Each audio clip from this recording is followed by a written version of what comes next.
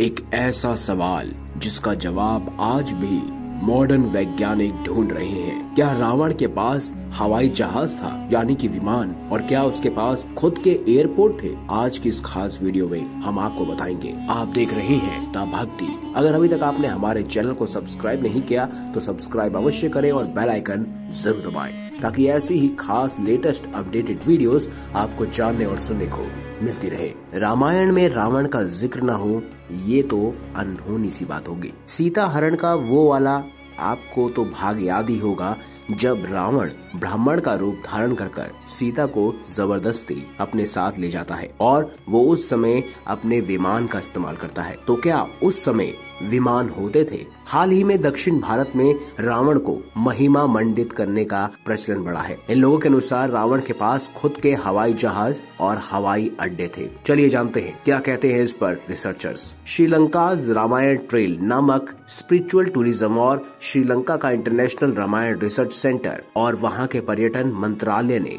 मंत्रालय द्वारा अशोक वाटिका, राम रावण युद्ध भूमि, रावण की गुफा, रावण के हवाई अड्डे, रावण का शव, रावण का महल और ऐसे 50 रामायण कालीन स्थानों की खोज करने का दावा किया है।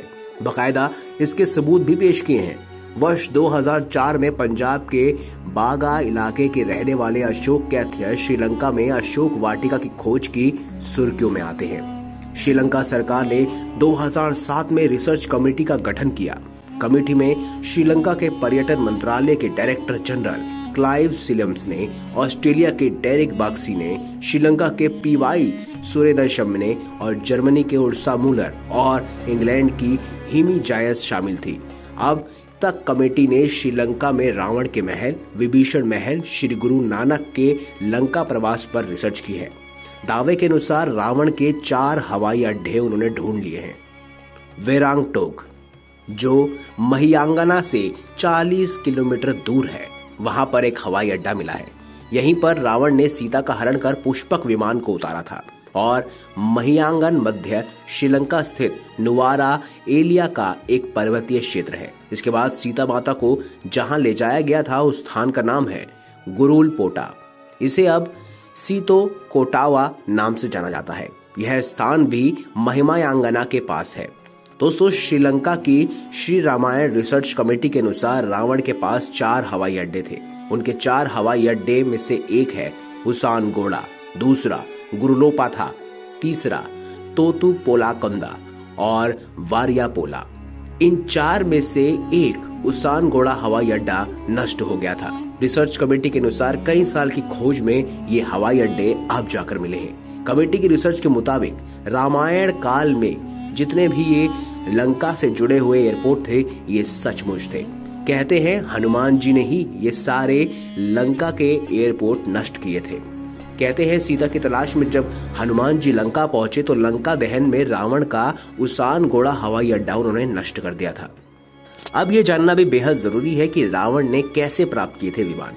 दोस्तों, रामायण अनुसार रावण सीता का हरण कर पुष्पक विमान द्वारा श्रीलंका ले गया था। रामायण में वर्णित है कि युद्ध के बाद श्री राम, सीता, लक्ष्मण और अन्य लोगों के साथ दक्षिण में स्थित लंका से अयोध्या पुष्पक विमान द्वारा ही आया गया था। पुष्पक विमान को रावण ने अपने भाई धनपति कुबेर से बलपूर्वक हासिल कर लिया था। कहते हैं पुष्पक विमान बहुत ही शानदार और बहुत ही खतरनाक भी था। पुष्पक विमान का प्रारूप और निर्माण विधि भराशी अंगरी ने बनाई था और इसका निर्माण डिजाइनर और कार्य क्षमता को भगवान विश्वकर्मा ने निर्मित किया था।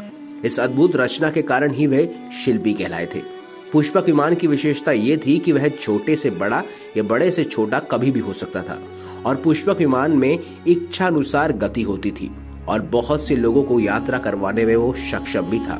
यह विमान आकाश में स्वामी की इच्छानुसार भ्रमण करता था और उसके मन की गति से चलने की क्षमता भी उसके अंदर थी।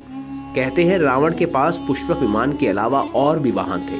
हालांकि अभी इस पर रिसर्च जारी है कि रावण के पास कितने और विमान थे। 4वीं शताब्दी ईसा पूर्व में महर्षि भारद्वाज द्वारा लिखित वैमानिक शास्त्र, जिसमें एक उड़ने वाले यंत्र विमान के बारे में कई प्रकारों का वर्णन किया गया है और हवाई युद्ध के कई नियम और प्रकार बताए गए हैं। गोधा एक ऐसा विमान था जो अदृश्य हो सकता था, परोक्ष दुश्मन के विमान को पंगु कर सकता था। और प्रलय एक प्रकार की विद्युत ऊर्जा का शस्त्र था जिससे विमान चालक भयंकर तबाही मचा सकता था। जलद रूप एक ऐसा विमान था जो देखने में बादल की भांति दिखता था।